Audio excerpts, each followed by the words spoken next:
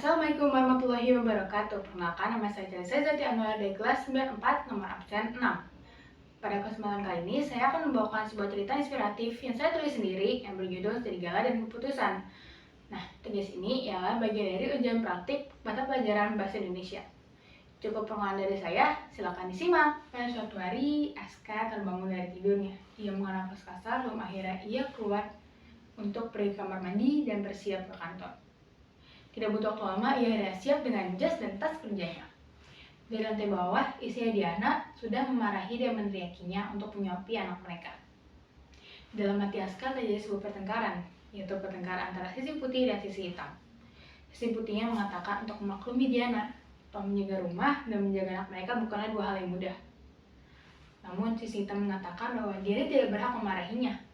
Kerja dari pagi hingga malam tidak sebanding dengan pekerjaan Diana.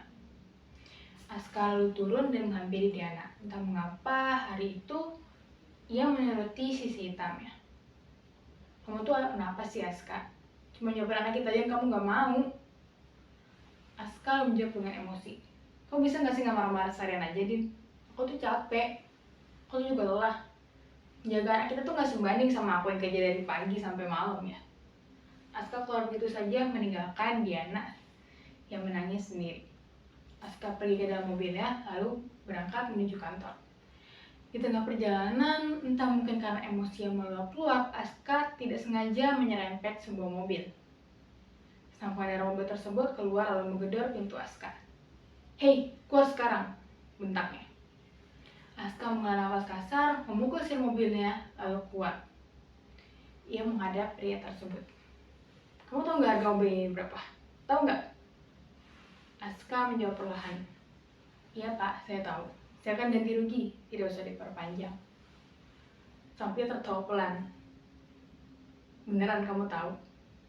Saya yakin kamu nggak tahu sih sebenarnya. Dan kamu juga bakal bisa ganti rugi. Karena wajahmu tuh seperti wajah orang miskin," ejek pria tersebut. Emosi Aska meluap begitu saja. Dalam hatinya terjadi lagi sebuah pertengkaran.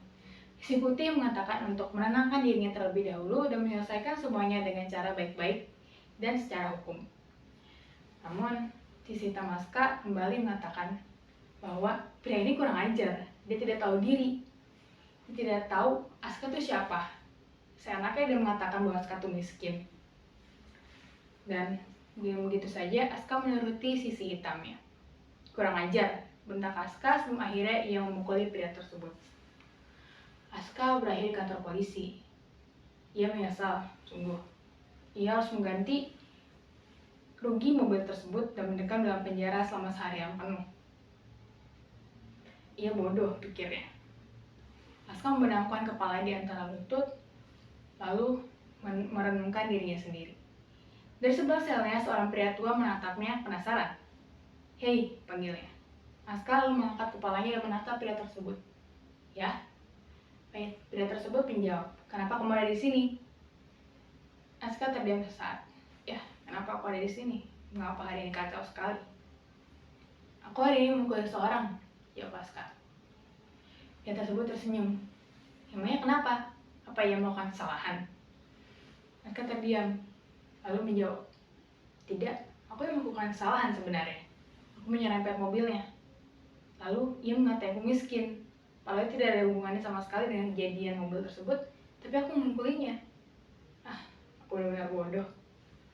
Pria tersebut tertawa. "Apakah sempat terjadi pertengkaran dalam dirimu sebelum kamu terpikirkan untuk memukul pria tersebut?" Aska terdiam. "Maksud Tuan?" Pria itu menjawab, "Ya, pertengkaran antara serigala putih dan serigala hitam di dalam dirimu." "Serigala? Apa hubungannya dengan diriku?" jawab Aska bingung. Pria tersebut tertawa sebelum menjawab dan menjelaskan kebingungan Aska. "Ya, serigala putih si pembisik kebaikan dan serigala hitam si pembujuk keburukan.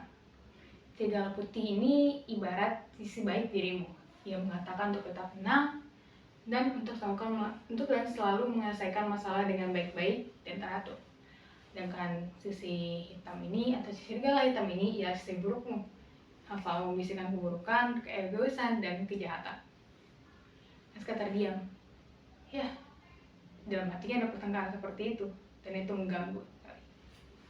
Aska banyak menuruti si serigala hitam. Sophia tersenyum melihat keterdiaman Aska. Dia bertanya, mana yang akan menang? Aska menjawab dengan pasti, tentu saja yang lebih kuat.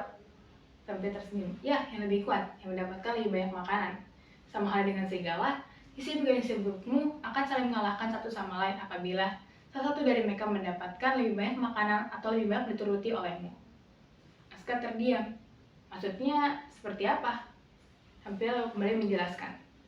Ya, jika setiap hari kamu setidaknya menuruti sisi hitam ini 3 kali dan tidak pernah menuruti sisi putihmu. Jika hal itu terus terjadi berulang-ulang, maka sisi putihmu akan terus kalah dan lama-lama menghilang. Hingga kamu tidak akan sadar keberadaan sisi putih dan hanya terus menuruti sisi hitam. Aska terdiam. Ya, ia terlalu banyak memberi makan serigala hitam.